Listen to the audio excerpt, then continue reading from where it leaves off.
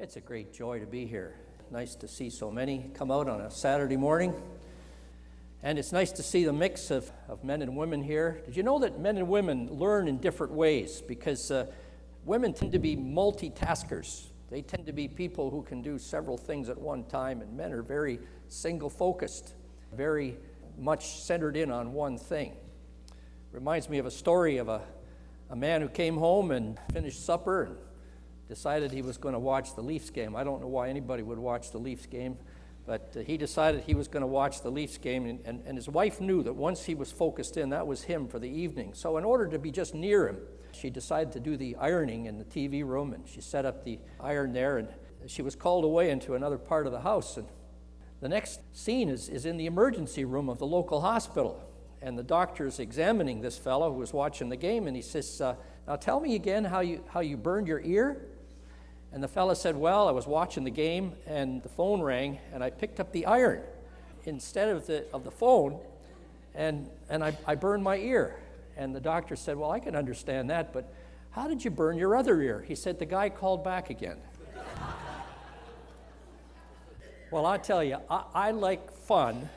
I like pleasure. I like enjoyment. This morning is about a difficult subject called addictions. Overcoming addiction is the title of the seminar, but what I would also like to do is to put a flip side of positivity on it, all right? And that is seeking true pleasure. Seeking true pleasure. Because Jesus said that he is the one who is the joy giver. He says, you will have joy, fullness of joy, if you follow me. So really, this is on the positive side, this is about how to seek true pleasure. There are a few families that have not been affected in some way by addictions, because addictions are just many-sided and so many different addictions out there.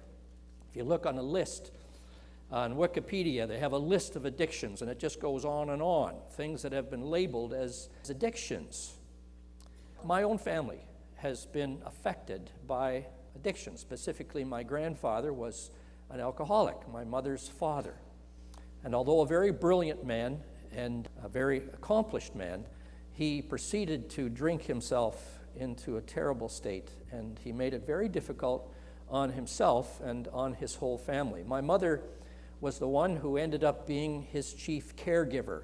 I believe that my mother exhibited a number of traits of those who take care of alcoholics, enabling behaviors, controlling behaviors, and looking back on my life and on my mother's life, we were all affected by my grandfather. So their addictions came down through the family, and I have a number of people in my family who have had to work through their alcoholism.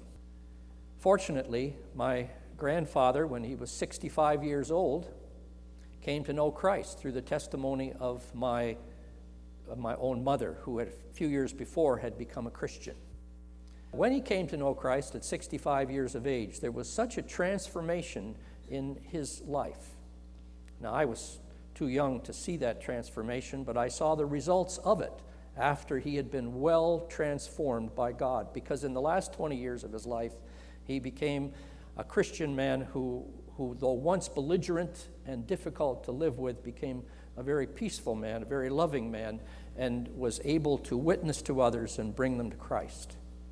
And I can remember my grandfather only as a loving man, because the Lord had done a work of grace in his soul. I've seen then firsthand in my family the results of God and how he can overcome addiction. So that's what we're talking about this morning. It's not a counsel of despair that we're talking about this morning. It really is a beacon of hope, because if any man be in Christ, he is a what? He is a new creation. The old things have passed away. The new things have come. In this opening session, we're going to talk about the nature of the beast, what addictions are. And then in the second section, we're going to talk about how to overcome them. And then in the third section, we're going to have a question and answer session. I want you to be engaged in this, and I want you to be thinking about questions as we're going through this seminar. Whether I actually answer your question, we're going to engage in the dialogue. because I believe history has proven that this is what people tend to remember the most. This interchange of question and answer and dialogue. We get down to what you're thinking and what's puzzling you and troubling you, and the answer is out there on the table. Addictions may be divided into two general classes. There are what we call chemical addictions, and then there are process addictions or behavioral addictions. And we're going to give some examples of them. The commoner chemical addictions are alcohol, nicotine. You know, when somebody inhales a cigarette, it only takes about 10 seconds for the nicotine to go from your nose to your brain. And the effect is just that quick and that powerful. So many people are addicted to cigarettes today and to alcohol. But there are other chemical addictions, narcotics and dangerous drugs, ecstasy, crack, cannabis, heroin. I have to confess that I am not an expert in all the addictive drugs. I don't see a whole lot of benefit in learning about all of the pharmacy of these things. I just know that at the end of the day, these drugs start destroying your brain if you continue on these. Even marijuana has destruction in the brain. The more you take these medications, the more crippled you can become by them. Prescription medications themselves, drugs. There's a little cartoon here to illustrate. The doctor says the problem is that you are over-medicated. Luckily, there are drugs that can help with that. So people come in with long lists of drugs that they're on. One drug to do this, one drug to do that, and another drug to counteract the negative effects of the drugs that they're already on. There was a Midwestern town of about 8,000 people in the United States, and 2/3 of the people were on Prozac because the doctor really, really believed in drugs. So I'm not against drugs, and I do prescribe medications. The problem comes when I trust the drugs more than I trust the Lord. That's the real issue with drugs. Drugs are not wrong in and of themselves. But the question is, what do I trust first for my peace of mind and heart? And then there are process or behavioral addictions. Some examples might be sexual addictions, and cybersex has become a huge business. So much of the economic life of the internet is based upon the production of pornography. It becomes just a way whereby people who have weaknesses to this kind of thinking, and especially men, are able to mainline. This is the heroin of sexual addiction, because they can mainline it on the internet. Overeating is another problem, or binge eating, lack of control in eating. It's a very addictive behavior. Anything that can cause pleasure can bring about an addiction. There are a lot of eating disorders that are addictive. Gambling is something that is on the rise in Ontario because our government has seen fit to raise money by increasing all of the gambling sites. Of course, there is thrill. Of course, there is excitement. The casino up north there in Aurelia says, "We deal excitement, real excitement." And so that's addictive. Poker has also blossomed to become a major player in gambling. Look at how vast an empire poker has become. The number of people who are addicted to playing poker, thousands and thousands of hours. People invest in poker, all hoping to become the champion. And it's a very addictive game. 3% of Canadians, by the latest figures, over 800,000 people are addicted to gambling. 3 out of 100. That's a huge bite out of Canadian people. When people are addicted to gambling, they're out of control.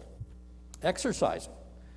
Exercising produces endorphins. That's one of the pleasure chemicals. It's just like a shot of morphine. It's a really pleasurable hormone in the brain.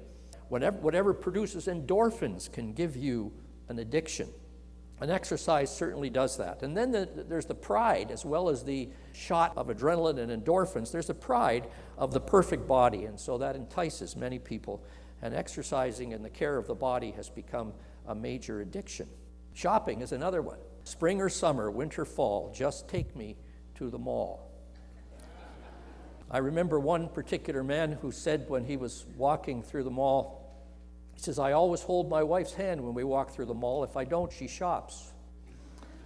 Well, shopping is not just restricted to women. I know one particular man who was talking about getting over the lows in his life, and he says, you know, Jim, when I'm low, I go out shopping, and I buy a suit. And I said, well, how many suits do you have in your closet? He always says about 38 or 40 suits. Now, that's an expensive way of calming your mind. Thrill-seeking is another addiction. It's a process or behavioral addiction. Adrenaline junkies, thrill-seekers who live on the edge. And some people become thrill-seekers through no fault of their own because they're born with that edge, and that they're called ADHD, attention deficit and hyperactivity disorder, is really a kind of addiction to adrenaline, where people live at such a high level of adrenaline surge that to live normal for them is absolutely boring. And the worst thing for an ADHD kid is to say, I'm bored. It's like he's dead until he can live up here at this high level. So he's really got to learn that he has an addictive nature to him, and she has an addictive nature to her, and learn to live life at a lower level if they're going to escape from that kind of destructive lifestyle. Bipolar disorder also shares this trait. People who are bipolar are people who are used to living on the knife edge of adrenaline surge, whether it's happy emotions, pleasurable emotions, or it's depressive emotions. Bipolars know how to do both in style. They know how to be at the highest and they know how to be at the lowest, and life for them is really the movement up and down, just like being on a roller coaster. They are roller coaster people. And life for them consists in the movement. And without that movement, when there's just peace in their life, they're just bugged out of their mind, because they're so addicted to that excitement, to that movement, to the up and down of life, and it really is a bondage. Relationship addictions. Here's a little cartoon, and this fellow is talking to the lady. He says, we met, fell madly in love, got engaged, had a lovely wedding and honeymoon. Then things turned sour. We grew bitter, separated, and divorced. It was quite a busy weekend. Now that is a relationship addiction, because, as we're going to see when we're talking about the neurochemistry of all of this, to fall madly in love gives you the same kind of pleasurable high that crack cocaine gives you. So it's addictive.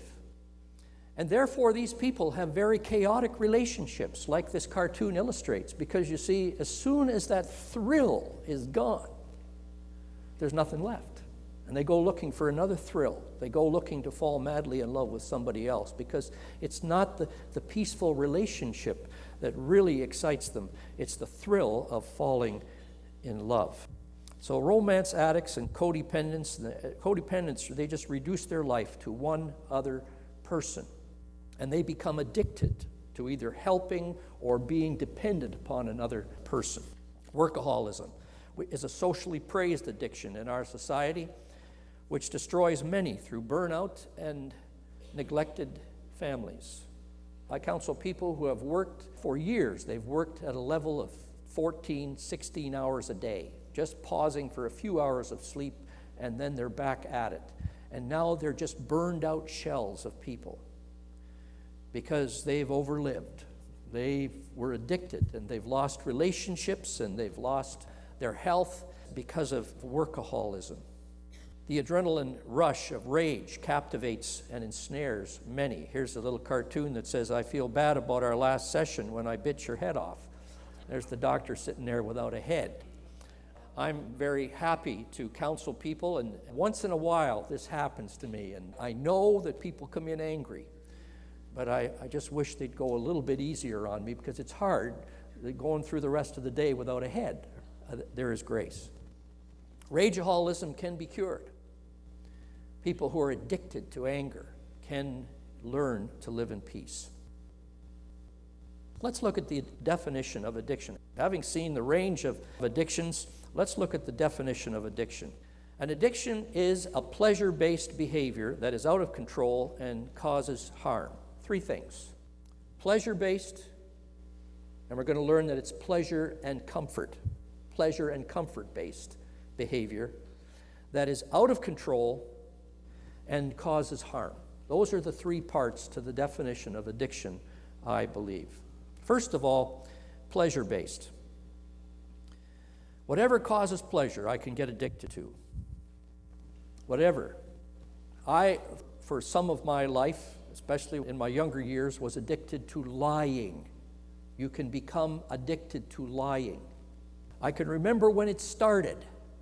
I can remember when I was in grade 3, we went out for recess, and the door out the back of the school abutted onto a brick wall. So the door only came half the way, and then there was a brick wall.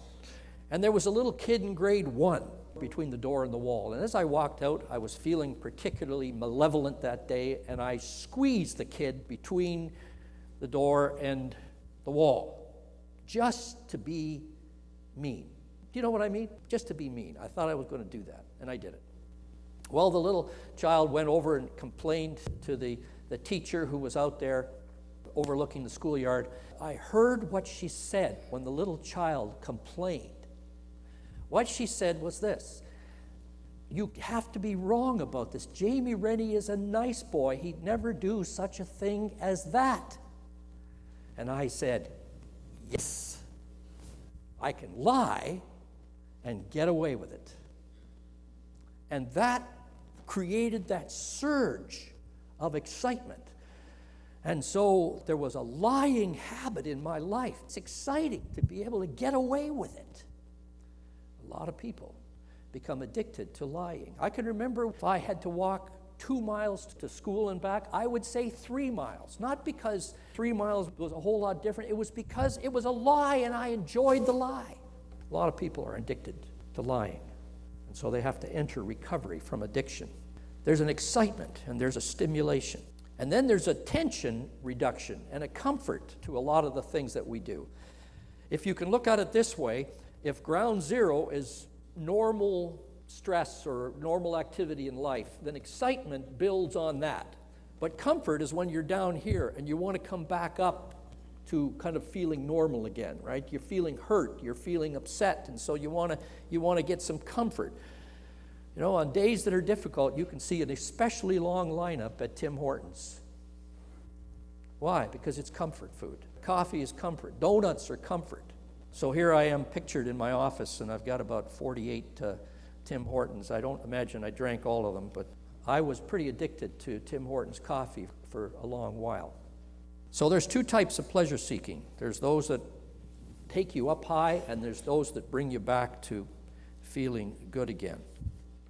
The desire for pleasure and comfort is a normal part of life. It starts very young. Here's a picture of my son James. We were missionaries in Africa, and so we had our clothes out on the clothesline. Quite a quaint thing, right? Clotheslines, you don't see them much anymore. James had his binky, his blanket, which had a little bit of edging that he'd love to be able to rub between his fingers, and he was quite addicted to it.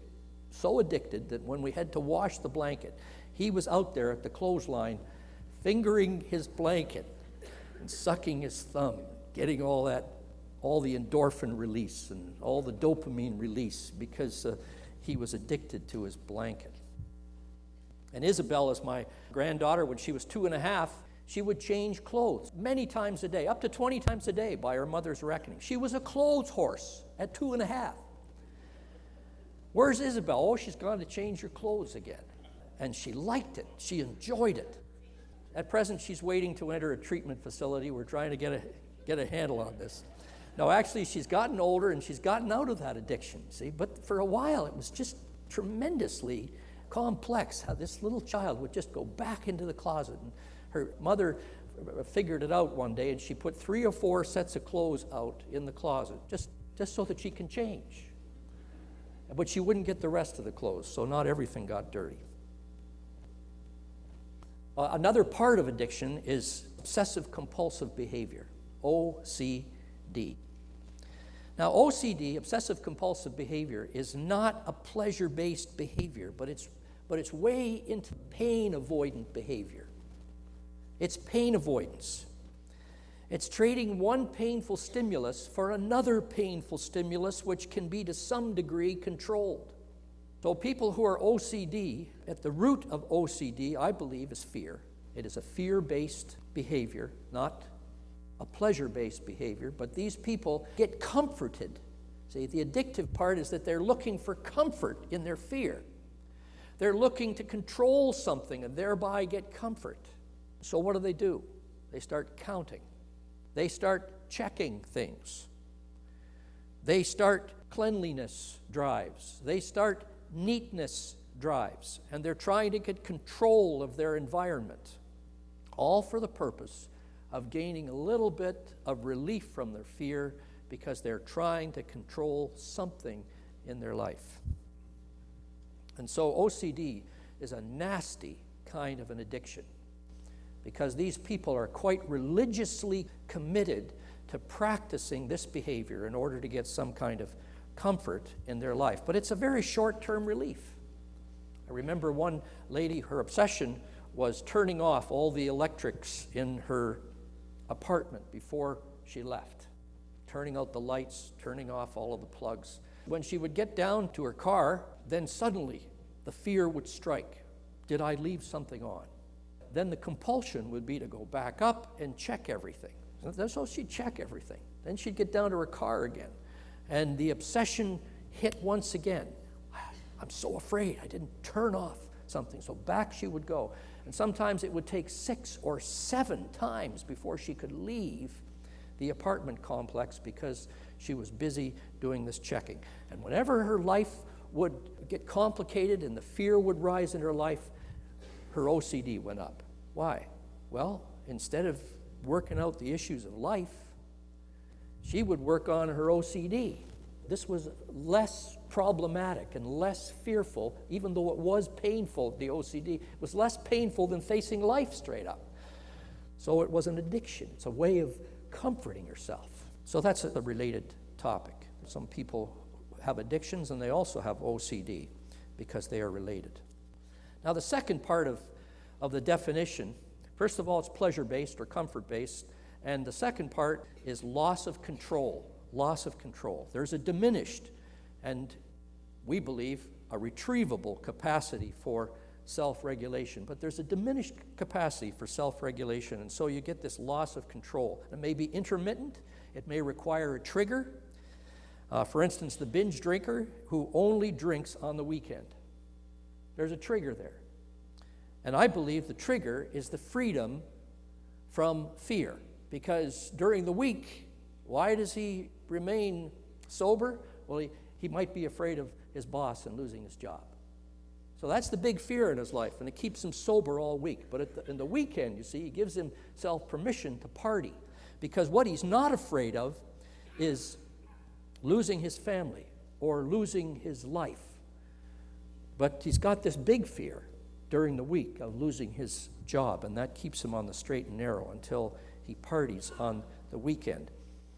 Over time, the will to resist when I'm practicing addictions is compromised and lost. Someone who has written on the problem of overeating and obesity, morbid obesity, is a lady by the name of Rosalie Bradford, and she said, I give myself permission to eat. I give myself permission to eat. So she just says, you know what, I'm going to party. It's going to be out of control. I'm going to let it all happen, and I'm going to enjoy myself. Now, the third issue in the definition of addiction is harm. It causes harm. And this is a particularly sad part of our discussion because there is so much harm that is done to addictions. And some of you today have stories to tell of the losses that you've sustained as a result of your addictions. I've heard some very, very distressing and sad stories. A young mother, and this is what she said, I sold my washer dryer for $1 gram of crack. I didn't know what I was doing. So she had 3 kids, and the washer dryer went out the door, all the diapers unwashed and the clothing unwashed because she was committed to crack. I heard secondhand of a terrible tragedy happened in Ontario, a gambler at a casino who abandoned his 2 children in the car in the parking lot of the casino on a very hot day while he was gambling, and those 2 children died. A rageaholic man who put his wife in the hospital with multiple injuries. And that rageaholic man still believes that he loves his wife, unwilling to admit the fact that this behavior was not loving at all, but hateful. A teenager on marijuana who died playing chicken with a train. And this happened perhaps a mile away from here in Burlington. This happened a few years ago. 2 boys who were on marijuana, about 15 years of age, and they were at the tracks just south of here, daring one another as to how long they could stay on the track before the train came. And the marijuana just dulled their perception and dulled their ability to get out of the way in time, and one of them was run over by the train. So cravings and desire for pleasure, desire for comfort becomes so great that the risk of harm goes unheeded. There's a famous example here, John Wayne. How many people remember John Wayne? Yeah, all the gray hairs. We remember him because, you see, he was our star. He was the great soldier. He was the great cowboy, and John Wayne could do anything. The all-American movie star. What few people know is that he was a lifelong alcoholic. And a week before he died, he cried out and he said this: "If I had to do it over again, I would never drink. I would do it for my wife and for my family." The biochemistry of addiction is something we need to look at. You don't have to know the biochemistry of addiction in order to get free. The biochemistry of addiction is something we need to look at. You don't have to know the biochemistry of addiction in order to get free. So you see, there's no exam on this, all right? You don't have to learn all this stuff. I just want you to understand there's a biochemical part of what's happening to you if you are addicted or if you have OCD. All these behaviors have biochemistry attached to them.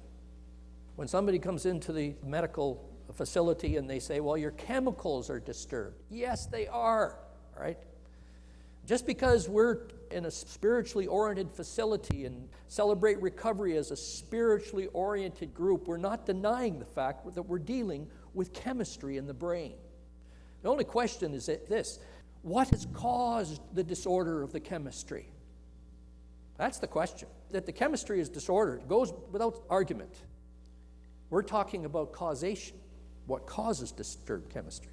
So there is a reward circuit in the brain which involves the emotional centers in the brain. This is my pleasure highway, my pleasure pathway. Now remember, we've been built in the likeness and the image of God, and God has put a pleasure pathway right in the middle of our brains. Why? Because our God is a pleasure God. One of my favorite verses is Psalm chapter 16, verse 11. You will show me the path of life. In your presence is fullness of joy. In your right hand there are, what? Pleasures forevermore. And heaven is going to be one wonderful, eternal party. Joy, peace, pleasure forevermore. So our God is a God who appreciates a good time. And he has put into our brains this pleasure pathway. And he wants it to get lighted up. All of life is a gift from God for our enjoyment. It says he has given us all things richly to what? Enjoy. 1 Timothy chapter 6. All things richly to enjoy. So there's this pleasure pathway which God has put in our brains. The emotional center is in the midbrain. The intellectual center is in the forebrain. In a place called the nucleus accumbens, there is this actual pleasure point right in the middle of the brain. And it acts as the governing center for pleasurable feelings. How does this work? Well, here's the side view of the brain. Once again, we're not in anatomy class, so you don't have to learn all of this. I did, but you don't. The signals from the midbrain, which are down at the bottom, right at the base of the neck. The signals from the midbrain bring sensory feelings up my spine from my body. And so all of the pleasurable tinglings and feelings from my body, they come up and they're processed in the nucleus accumbens, which is right in the middle of the picture. And then there's thoughts from my forebrain here. The senses of pleasure come from the forebrain right here, and they go down to the nucleus accumbens. So feelings from my body and pleasurable thoughts from my mind come down to the nucleus accumbens, and there is a chemical reaction that creates the feelings of pleasure. This diagram illustrates it. There's the dopamine, which is the neurotransmitter, a hormone in my brain, which transmits the sensory feelings and the thoughts of pleasure. Under normal stimulation of pleasure, the dopamine comes down just like a snowfall onto the dopamine receptors, and when those dopamine receptors are filled with dopamine, boom, we feel the pleasure. Now with addiction, there's a massive overstimulation, because people who are addicted, they say this: if a little bit of pleasure is good, then why stop now? Let's have lots of pleasure, and there's nothing like too much pleasure. Nothing like too much pleasure. So they just keep stimulating, and the dopamine just keeps increasing, and it just comes down like a snow shower upon those dopamine receptors. Good, endless pleasure. The only problem is God has so designed it that there's a protective mechanism, a control mechanism in the nucleus accumbens in our brains, which stops the prolonged stimulation or the excessive stimulation of dopamine. And what happens is that as there's this huge shower of dopamine, the receptors are blocked. They're closed for business. They're blocked because this is a protective mechanism, because too much enjoyment is viewed as a destruction to the body. So God has put this control mechanism into our brains. And therefore, more and more dopamine by a feedback mechanism is required to produce the same level of pleasure, because you've got these blocked receptors. This is how habituation develops. So the dopamine in the blocking mechanism, it keeps showering and showering the receptors, but there are fewer and fewer receptors to receive the stimulus.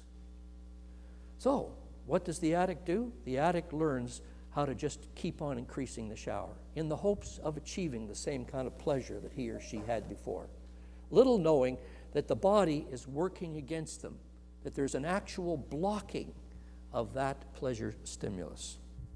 So pleasure is meant to be enjoyed in balance.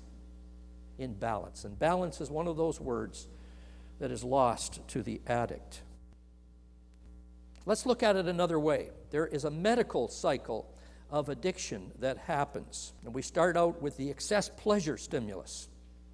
That's the beginning of the cycle. An excess pleasure stimulus, whether it's food or whether it's alcohol, all right, whether it's smoking, 10 seconds, you light up the cigarette, in 10 seconds it's in the brain. Shortcut to pleasure and enjoyment. And you get that excessive dopamine stimulation happening in your brain. What happens next is that the brain blocks the excess dopamine transport. After that, you feel a deficit of pleasure. And after that, you feel an increased need for the pleasure stimulus. So you go at it with a vengeance, because you're wanting to achieve that same amount of pleasure that you found at the start. And so it goes round and round again. There's a cycle of addiction. Studies of the brain using positive emission tomography, PET scans, demonstrate the presence of blocked receptors in the brains of addicted people. This happens whether you're chemically addicted or you have a behavioral addiction. This kind of blocking happens in either case. This is proof that process addictions or behavioral addictions use the same biochemical pathways. Whether you're a heroin addict or whether you have an eating disorder, it's the same pathways that are being used and being blocked. We have some pictures up here on the screen. These are sections of brains. They weren't actually cut open, of course. They use sophisticated machines to show what's happening in real time in your brains. The activity of the nucleus accumbens shows up in red. You see it up there? At the bottom, you have the normal brains. And up there, you have the brain of an alcoholic. Once again, the red has decreased in the nucleus accumbens. Normal versus the obese person who has an eating disorder. And once again, the red has decreased. Doesn't matter whether you're alcoholic or whether you have a process behavior like an eating disorder. Cocaine dependent. tobacco, all of them produce the same kind of blocking in this little part of the brain called the nucleus accumbens. We can look at it psychologically. There's a psychological cycle of addiction. You get the pleasure stimulus, going around the circle, you get the temporary euphoria, the temporary pleasure rush or relief, and then you get despair and sadness because that rush disappears because it's being blocked. And then you have preoccupation with the thoughts of reusing again. You start to think, oh, I've lost my pleasure. I've got to find that again. You know, like my little son, I've lost my binky. I got to go out to the clothesline and find that pleasure once again. And then you start preparing in your mind for your pleasure to be fulfilled again, and then you engage in the pleasure stimulus. And as you go around that cycle, there's a weakening of the will to resist. As you go around and you practice that, your will is weakened, and pretty soon you're a slave to that cycle. What are the causes of addictions? We've looked at the biochemistry of it. We've looked at some of the kinds of addictions. What are the causes of addictions? The first cause that we're going to look at is genetic. I believe that it is going to be more and more found that there are genetic differences amongst people that cause us to have certain predilection, a preference for certain kinds of behaviors like addictions. I believe that the addictive gene is in my family. I believe that if God hadn't got a hold of me when I was a kid, I'd be thoroughly addicted with alcohol or perhaps some other addiction, because you know, if you're an addict, that if you stop one particular addiction, you just trade off on another one. Or, you know, you stop smoking, you start drinking. You stop your obsessive compulsive behavior, and up comes a depression or some other behavior. Because there's a genetic basis to it. And that genetic basis produces a weakness in those people. I have to know my weaknesses. I have to learn my weaknesses. Some of us get weak eyes and we have to have glasses. I've got weak eyes. I can't see you. I'm going to take my glasses off. Weak eyes. Some of us have weak kidneys. Some of us have weak wrists. I tried to be a tennis star. With those kind of wrists, you can't be a tennis star, right? Some of us have weak hearts. We have to know our limits. And some of us have weakness in our genes that give us the tendency to be addicted. So we have to be especially careful because our DNA does not allow us to engage in certain behaviors. It catches us. Many people feel that about 50% of the time, right, 50% of the cause of addictions is genetically based. I tend to agree with that. But what I'm saying is, you see, you don't have to give in to that weakness. You just have to know that it's there. You have to know that you have a weakness. You look at your family and you see a whole bunch of people who have this addiction. You better know that you got a weakness. That's only wisdom. The second cause of addiction is your personality.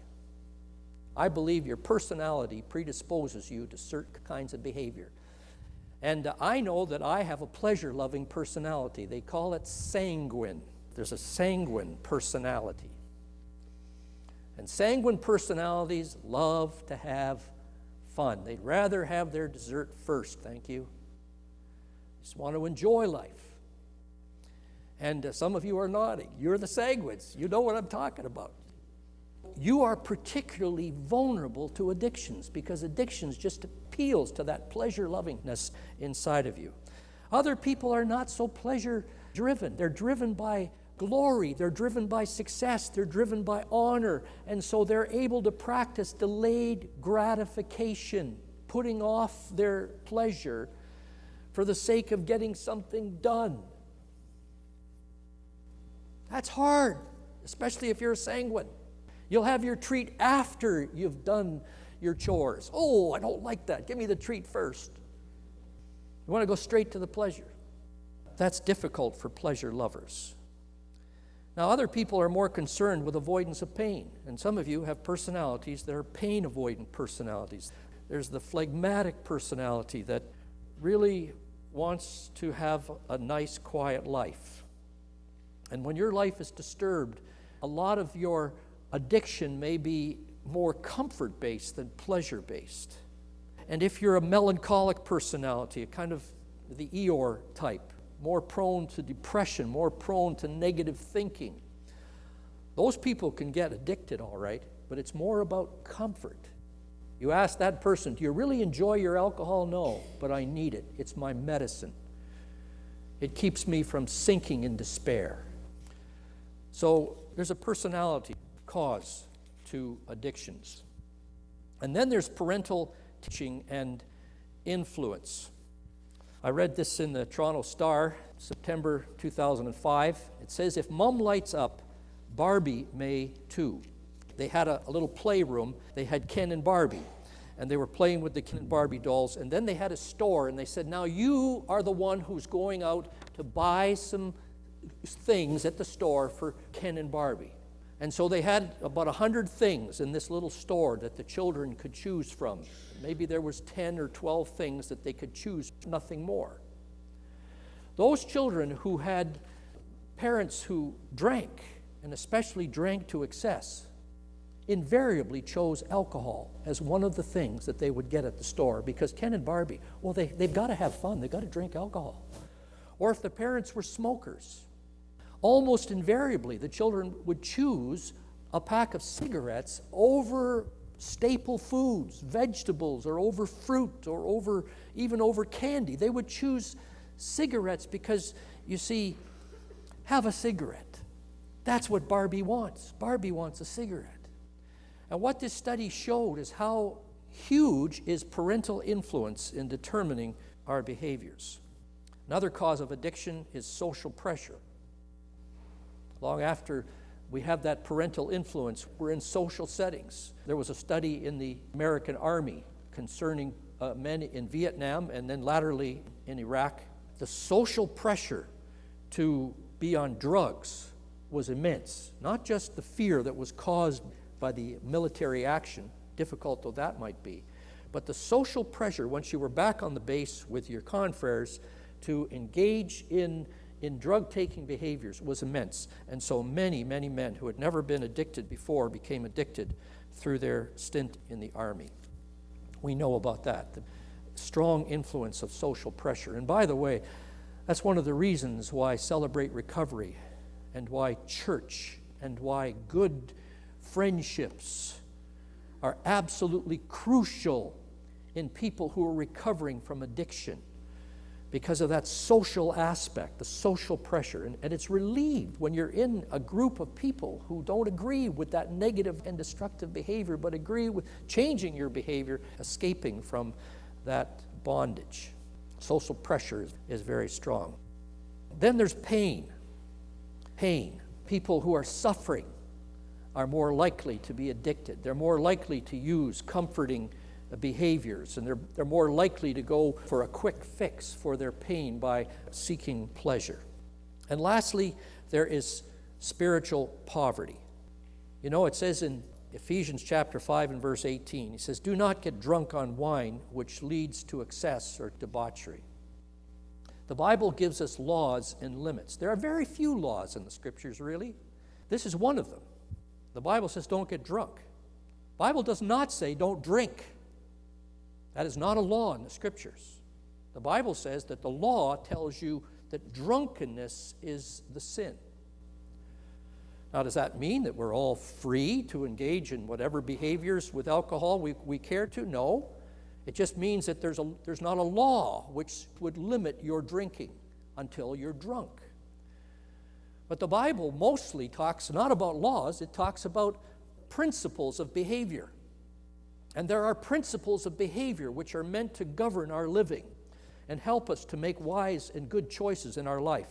There are some principles in 1 Corinthians chapter 6 and verse 12. It says this, everything is permissible for me, but not everything is beneficial. So one of the principles that governs my spiritual life is the principle of benefit. I need to look at what's beneficial in my life. I need to examine it. And I need to decide before God what's beneficial for me. And I need to eliminate those things that are not profitable or beneficial for me. Then he says, everything is permissible for me, but I will not be mastered, controlled, governed by anything. Now, here's a big problem. Those who are addicted lose control. They don't control their addictions control them.